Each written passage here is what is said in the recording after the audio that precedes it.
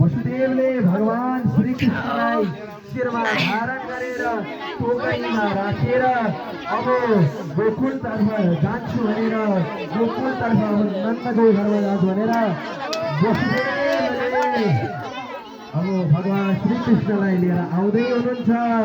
भगवान साक्षात श्री कृष्ण अवतरण हुनुभएको छ। मध्यरातको समय छ, कारागारका द्वारहरू सबै खुले। वसुदेव महाराज आउनुभयो, बाहिर निस्किनुभयो, यमुनाका तटमा जानुभएको छ। यमुना नदी खेल बगेको छ, यमुनाको समय छ, बर्खाको याम छ। वर्षाका याममा अब भगवान श्री कृष्णलाई लिएर गोकुलतर्फ जाँदै हुनुहुन्छ। वसुदेव गोकुलतर्फ लिएर जाँदै हुनुहुन्छ।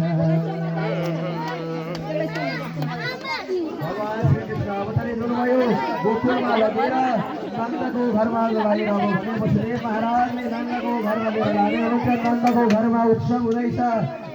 नन्द घर आनन्द भयो, जय कन्हैया लाल की।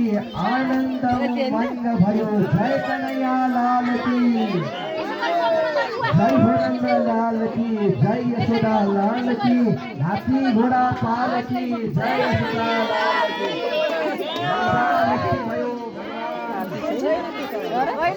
कृष्णको जन्म भयो, राधा वृष्टि भयो, पुष्प वृष्टि भयो।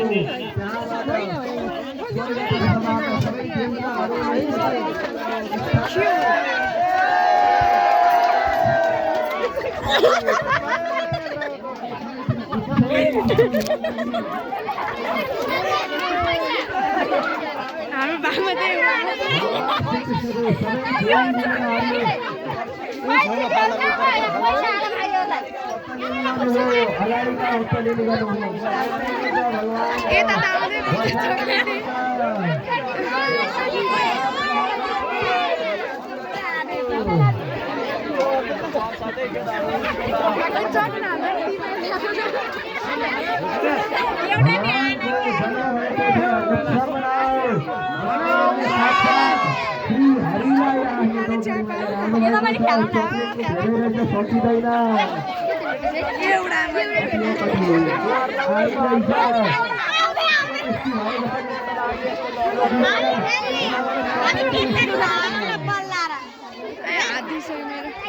भगवानको जन्म भएको कारणले गर्दा चङ्गे पनि सकिँदैन।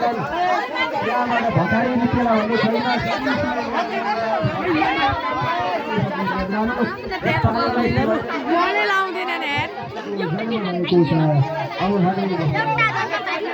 भगवान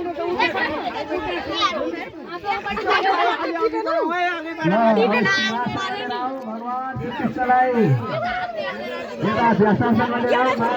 माला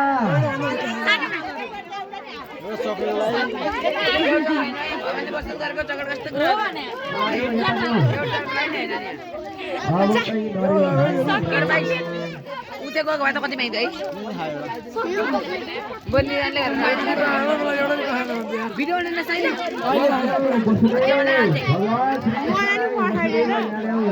मेरो मम्मीको भाइ म साथीहरूलाई पनि